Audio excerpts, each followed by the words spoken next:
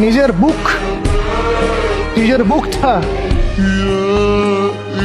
বুকটা নবী সাল্লাল্লাহু আলাইহি ওয়াসাল্লামের সামনে এইভাবে দিয়ে দিয়েছেন যে যতগুলো পাথর আসবে আমার গায়ে যেন লাগে, আমার নবীর গায়ে না লাগে। বুক যখন থেতলায় গেছে তখন পিঠ দিয়ে দিয়েছেন, ইয়া রাসূলুল্লাহ আপনার গায়ে একটা পাথর যেন না লাগে, আমার পিঠে লাগে। এই সময়টা চিন্তা করেন,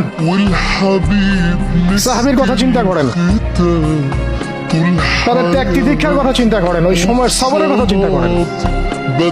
আর তাইফবাসী নবী সাল্লাল্লাহু আলাইহি ওয়াসাল্লামের আপনজন ছিল।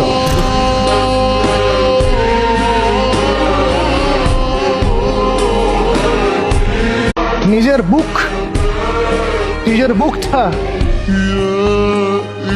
বুকটা নবী সাল্লাল্লাহু আলাইহি ওয়াসাল্লামের সামনে এইভাবে দিয়ে দিয়েছেন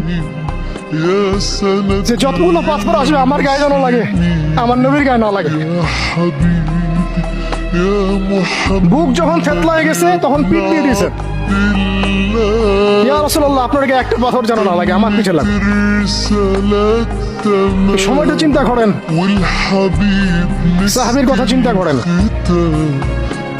তাদের ত্যাগ তিতিক্ষার কথা চিন্তা করেন, ওই সময়ের সবরের কথা চিন্তা করেন। আর তাইফবাসী নবী সাল্লাল্লাহু আলাইহি ওয়াসাল্লামের আপনজন ছিল।